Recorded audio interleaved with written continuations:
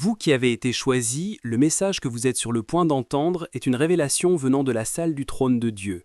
Si vous êtes ici aujourd'hui, sachez que ce n'est pas un accident.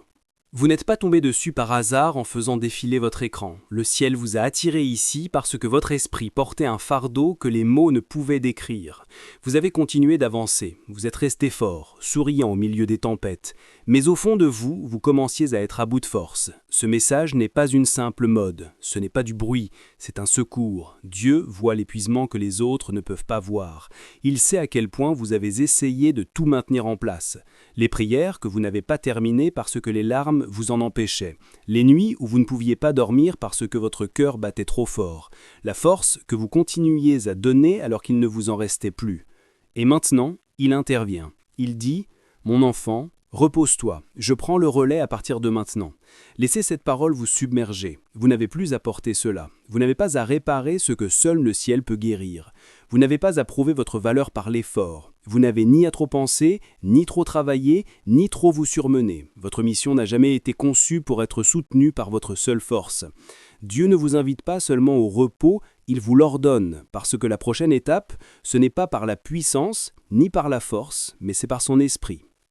Avant d'aller plus loin, aimez ce message si votre esprit commence déjà à respirer de nouveau. Abonnez-vous si cette parole a été comme de l'oxygène pour votre âme.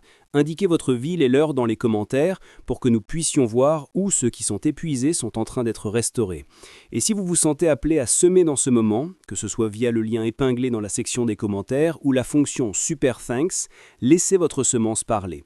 Qu'elle dise « Dieu, je te fais confiance, j'abandonne le contrôle, je me repose entre tes mains ».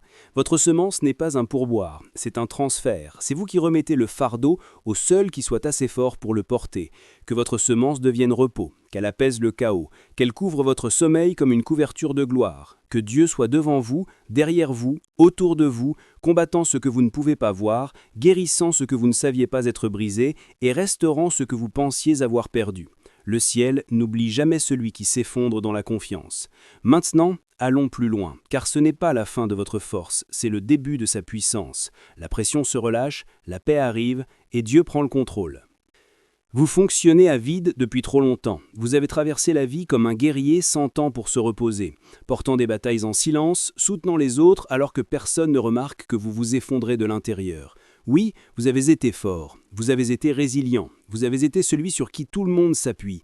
Mais au fond de vous, vous savez que vous êtes épuisé. Votre âme est lasse, votre force s'amenuise. Et vous vous demandez combien de temps vous pouvez continuer comme ça. Vous avez souri tout en étant brisé à l'intérieur. Vous avez été présent pour les autres tout en ayant secrètement besoin que quelqu'un soit présent pour vous. Vous avez ri en public tout en pleurant en privé. Il y a des moments où vous vous êtes demandé si quelqu'un voyait vraiment ce que vous portez, le poids invisible, les étentes, la pression d'aller bien. Mais malgré tout, vous avez continué. Vous avez continué alors que vos jambes tremblaient sous le poids. Vous avez prié tout en ayant l'impression que vos prières rebondissaient sur le plafond. Vous avez cité les Écritures tout en vous demandant si Dieu écoutait vraiment. Vous l'aimez, vous lui faites confiance, mais une partie de vous s'est discrètement demandé « Voit-il à quel point je suis fatigué ? Sait-il à quel point je suis proche de l'épuisement ?» Et maintenant, voici Dieu qui vient, non pas avec une liste de choses à faire, mais avec l'instruction de vous arrêter, non pas d'abandonner, mais de faire une pause, de relâcher, de respirer. Ce n'est pas de la faiblesse, c'est de l'obéissance. Dieu vous voit et avant de vous donner une nouvelle mission, il veut restaurer le guerrier qui est en vous. C'est le contraire de ce que le monde vous dit. Le monde dit « Continue de pousser, continue de trimer, ne t'arrête pas, prouve ta valeur ». Ce message semble noble, mais c'est un piège. Il mène à l'épuisement, pas à la percée. Il vous maintient dans une agitation pour obtenir une guérison que seul Dieu peut donner. Mais le royaume dit « Arrêtez, et sachez que je suis Dieu ». Psaume 46, 10. L'immobilité n'est pas l'inactivité, c'est l'intimité. C'est là que votre force est renouvelée. C'est là que votre esprit expire. C'est là que Dieu vous rappelle qu'il est en contrôle. Pas votre performance, pas votre rythme, pas votre perfection. Il n'a pas besoin de votre agitation. Il veut votre cœur. Et avant de vous lancer dans la prochaine étape, il vous invite à vous reposer, à vous réinitialiser et à vous souvenir. Vous n'avez pas à porter ce qu'il ne vous a jamais demandé de tenir. Que ce soit le moment où le fardeau se lève, non pas parce que la situation a changé, mais parce que vous l'avez abandonné. Vous voyez, Dieu interrompra parfois votre agitation parce qu'il sait ce qui vous attend. Il voit le poids que vous êtes sur le point de porter, la guerre spirituelle qui s'annonce et les portes qu'il se prépare à ouvrir. Si vous continuez à courir avec votre propre force, vous vous épuiserez avant d'atteindre votre promesse. Alors, dans sa miséricorde, il met une pause divine sur votre chemin, non pas pour vous punir, mais pour vous préserver. Ce qui ressemble à un revers est en fait la protection du ciel déguisé. Regardez Élie dans 1 Roi chapitre 19. Après une grande victoire, il s'est enfui dans le désert, accablé, demandant à Dieu de lui ôter la vie. Il était spirituellement vide, émotionnellement vide et physiquement épuisé. Mais qu'a fait Dieu? Lui a-t-il dit de faire plus d'efforts? Non, Dieu ne lui a pas fait honte d'être fatigué. Au lieu de cela, Dieu a envoyé un ange pour le nourrir, lui a donné de l'eau et lui a dit de se reposer. Pourquoi? Parce que le voyage à venir était trop grand pour lui sans la force divine. Dieu savait que la prochaine mission d'Élie exigerait plus que de l'adrénaline, elle exigerait un renouvellement. Vous qui avez été choisi, parfois la chose la plus spirituelle que vous puissiez faire est de vous reposer en Dieu. Non pas parce que le problème a disparu, mais parce que Dieu intervient pour s'en occuper. Se reposer, ce n'est pas abandonner. C'est s'abandonner à celui qui combat pour vous. C'est ainsi que vous rappelez à votre âme que le résultat ne dépend pas de votre agitation. Il dépend de sa main. Laissez-le porter, ce que vous n'avez jamais été censé porter seul. Reposez-vous, parce que la restauration vient toujours avant le niveau suivant. L'ennemi se nourrit de votre épuisement. Il veut que vous soyez vidé, découragé et déconnecté de votre source. Il veut que vous soyez trop fatigué pour prier, trop las pour croire, trop épuisé pour rêver. Parce qu'un croyant fatigué est un croyant vulnérable. Et quand vous fonctionnez à vide, il est plus facile pour la peur de prendre la place de la foi. Mais lorsque vous vous reposez en Dieu, vous déclarez quelque chose de puissant dans l'esprit. Vous dites, avec votre posture, ce que votre bouche est peut-être trop fatiguée pour dire, « Mon Dieu est plus grand que mon problème. Je ne vais pas m'épuiser pour quelque chose que le ciel a déjà décidé en ma faveur. » Le repos devient une déclaration spirituelle audacieuse, une affirmation que vous faites plus confiance à Dieu qu'à vos propres efforts. Jésus lui-même dormait pendant une tempête, dans Marc 4, 38.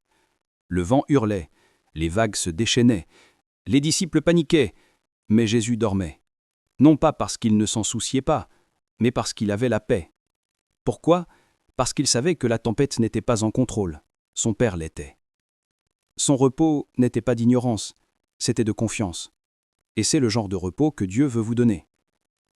Lorsque vous vous reposez, vous dites à toutes les forces des ténèbres « Je suis si confiant dans la puissance de mon Père que je peux dormir pendant que la tempête fait rage. » Vous repoussez les lançons de l'ennemi qui disent « Si tu t'arrêtes, tout va s'écrouler. » Vous rappelez à l'atmosphère que c'est Dieu qui tient votre avenir, pas vos pensées excessives, pas votre anxiété et pas vos efforts.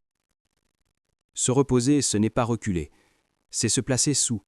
C'est choisir de venir sous la protection de Dieu, sous son autorité, sous sa stratégie. Alors que le monde glorifie l'épuisement, le ciel honore l'abandon. L'ennemi tremble lorsque vous cessez de lutter et commencez à faire confiance.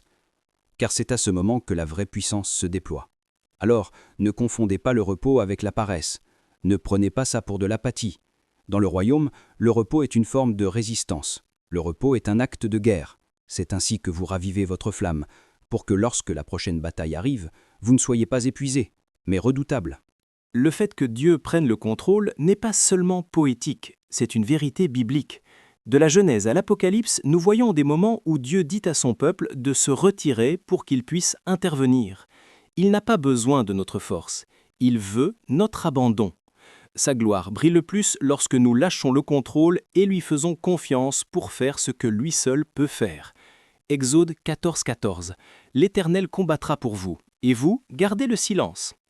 Quand Israël s'est retrouvé piégé entre l'armée de Pharaon et la mer Rouge, Dieu leur a dit « Restez immobiles », pas « Combattez plus fort », ni « Élaborez une stratégie », juste « Restez immobiles », parce qu'il était sur le point de fendre la mer. Leur immobilité n'était pas de la passivité, c'était une obéissance prophétique, c'était la préparation d'une percée surnaturelle. 2 Chroniques 20, 17. On a dit à Josaphat « Vous n'aurez pas à combattre dans cette bataille. Prenez position, tenez ferme et voyez la délivrance que l'Éternel vous donnera. » Encore une fois, la stratégie de Dieu n'était pas l'agression, C'était l'alignement. Prenez position signifiait adorer. Tenez ferme signifiait faire confiance. Et voyez la délivrance signifiait que Dieu était sur le point d'agir d'une manière que leurs armes n'auraient jamais pu égaler. C'est ce que Dieu vous dit aujourd'hui. Vous ne reculez pas en signe de défaite. Vous reculez en signe de confiance pour que Dieu puisse avancer avec puissance. Votre abandon n'est pas de la faiblesse, c'est de la foi. Et la foi est ce qui active l'intervention divine. Vous avez fait tout ce que vous pouviez. Maintenant, laissez Dieu faire ce que lui seul peut faire. Que ce soit votre posture, non pas des poings serrés, mais des mains ouvertes, non pas une lutte effrénée, mais une immobilité ferme, non pas un contrôle dicté par la peur, mais un lâcher-prise alimenté par la foi. Parce que lorsque vous vous reposez sur les promesses d'une prise de contrôle divine, vous déclarez « C'est Dieu qui est au contrôle ici, et je lui fais confiance pour le résultat ». Voici où de nombreux croyants ont du mal. Ils aiment l'idée que Dieu prenne le contrôle, mais ils ne savent pas comment vraiment lâcher prise. S'abandonner semble beau jusqu'à ce que cela nécessite une action. Se reposer en Dieu n'est pas passif, c'est une discipline sainte, et apprendre à relâcher ce que vous portez fait partie de votre maturité spirituelle. Videz vos mains. Vous ne pouvez pas vous accrocher à votre bardeau et recevoir l'aide de Dieu en même temps. Il n'y a pas de place pour l'intervention divine lorsque vos mains sont crispées sur le contrôle. Cela signifie, relâchez-le dans la prière. Dites-le à voix haute. « Seigneur, j'ai fait tout ce que je savais faire. Maintenant, je te remets cela entièrement. » Dieu répond à l'honnêteté humble. Il n'a pas besoin de mots sophistiqués. Il a besoin de cœur abandonné. C'est la première étape la plus essentielle. Refusez l'envie de le reprendre. Après l'avoir donné à Dieu, l'ennemi essaiera de vous tenter de le reprendre. L'anxiété vous chuchotera. « Tu dois régler ça. » Mais lorsque l'anxiété s'installe, rappelez-vous, « Non, j'ai donné ça à Dieu. » Dites-le à voix haute si nécessaire. Chaque fois que vous ressentez l'envie de régler le problème vous-même, transformez-la en adoration. L'adoration est la façon de faire taire la peur et de rappeler à votre âme qui est en charge. Concentrez-vous sur ce que vous pouvez contrôler. Se reposer ne signifie pas négliger vos responsabilités. Cela signifie laisser le résultat à Dieu tout en faisant fidèlement votre part. Si vous postulez pour un emploi, faites de votre mieux pour la candidature, mais ne portez pas le poids du résultat. Si vous priez pour la guérison, suivez la sagesse que Dieu vous donne, mais faites-lui confiance pour les résultats. Faites votre part, mais laissez Dieu gérer le poids. Nourrissez votre foi. Pendant que Dieu travaille sur votre problème, vous devez travailler sur votre foi. Ce n'est pas le moment de dériver spirituellement, c'est le moment de vous approcher. Restez dans sa parole, remplissez votre esprit de ses promesses, pas de vos peurs. Écoutez de la louange, déclarez la vérité, entourez-vous de voix qui parlent de vie. Car le repos n'est pas l'inactivité. C'est une concentration intentionnelle sur celui qui tient votre avenir. Restez disponible pour les instructions divines. Parfois, pendant que vous vous reposez, Dieu vous donnera encore de petites instructions. Ce ne sont pas des fardeaux, ce sont des plans. Soyez sensible. Il peut vous demander d'encourager quelqu'un, de changer votre routine ou de semer une graine. L'obéissance dans le repos fait partie du processus. Elle montre que vous lui faites suffisamment confiance pour suivre même dans le silence. Apprendre à se reposer pendant que Dieu prend le contrôle n'est pas de la faiblesse, c'est de la sagesse. C'est ainsi que vous vous positionnez pour des résultats surnaturels. Parce que lorsque vous vous reposez, vous faites de la place pour le miraculeux.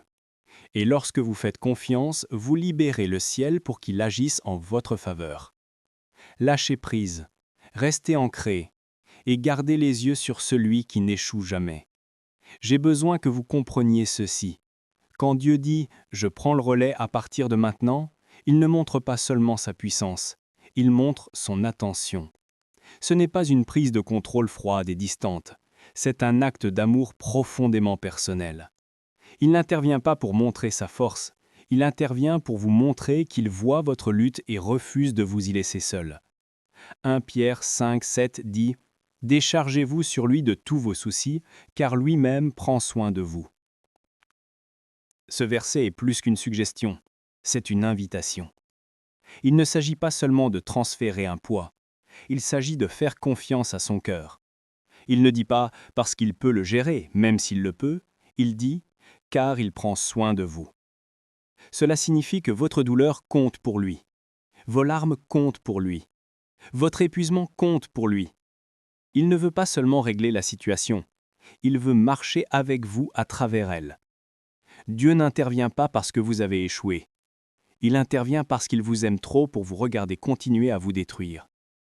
Il sait depuis combien de temps vous le portez.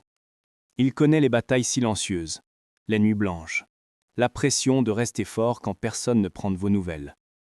Et maintenant, avec une tendresse infinie, il dit « Laisse-moi prendre le relais ».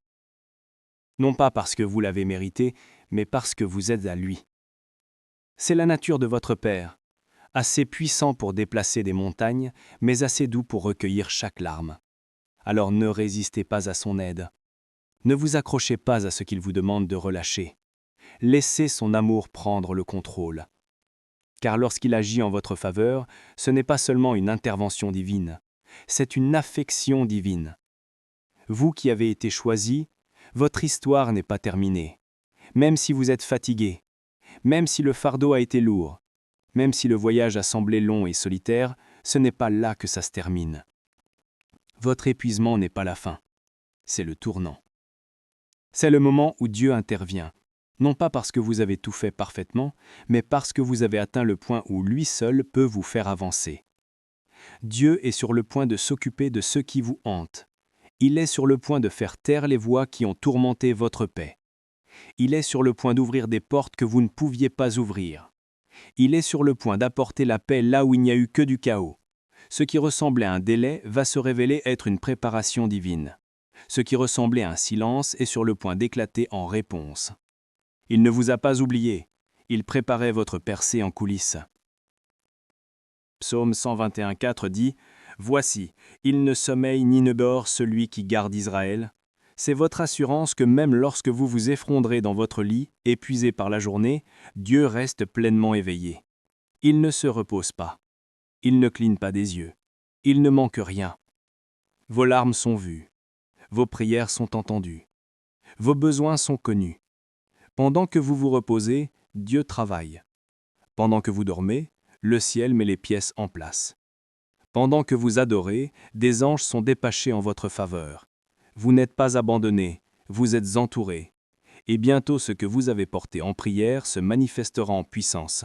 La lassitude se dissipera et la percée parlera. N'abandonnez pas maintenant. Vous êtes plus proche que vous ne le pensez. Quand vous vous réveillerez demain matin, je veux que vous disiez ceci à voix haute. Dieu a dit qu'il prenait le relais. Donc, je ne stresserai pas. Je n'aurai pas peur. Je ne perdrai pas espoir. Je me reposerai, car la bataille n'est plus la mienne. Elle est à l'Éternel. Dites-le avec autorité. Dites-le avec foi. Dites-le jusqu'à ce que chaque pensée anxieuse se soumette à la vérité de qui est votre Dieu, parce que vos paroles façonnent votre atmosphère. Et cette déclaration réaligne votre esprit avec la promesse du ciel.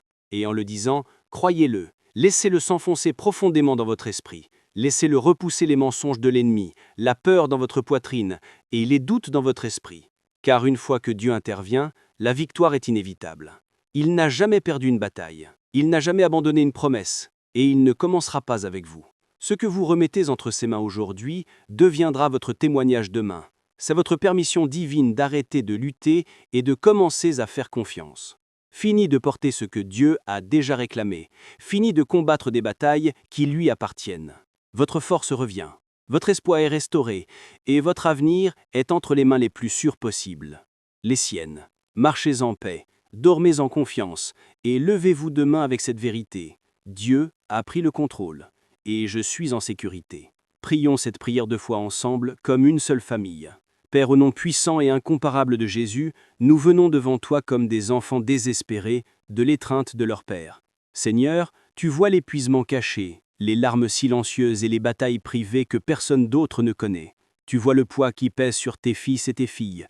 Et aujourd'hui, nous plaçons tout cela entre tes mains puissantes. En cet instant, Seigneur, nous lâchons prise. Nous relâchons la peur, la lutte, les nuits semblagées, les pensées anxieuses. Nous relâchons tout cela parce que tu as dit « Arrêtez, et sachez que je suis Dieu ».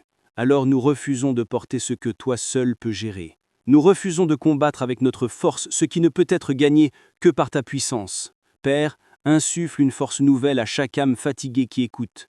Que ta paix, plus forte que toutes les tempêtes, déborde et fasse taire chaque murmure de l'ennemi. Là où il y a eu de la confusion, apporte une clarté divine. Là où il y a eu de la douleur, déverse une guérison surnaturelle. Là où il y a eu la défaite, libère une victoire indéniable. Et maintenant, Seigneur, je présente devant toi chaque personne qui aimera, s'abonnera, partagera ou se connectera à ce message.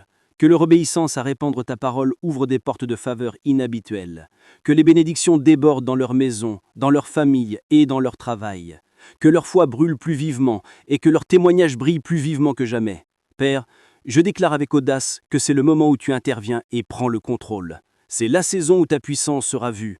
C'est l'année où ils témoigneront, c'est Dieu lui-même qui a fait cela et personne d'autre n'aurait pu le faire.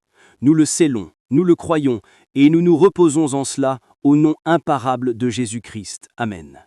Si ce message a touché votre cœur et que vous souhaitez soutenir notre mission de diffuser la parole de Dieu, il y a un lien épinglé dans les commentaires ci-dessous. Aucun don n'est trop petit. Votre générosité, même un centime, peut apporter de l'espoir et de la joie dans la vie de quelqu'un. Merci de vous associer avec Dieu dans cette œuvre importante.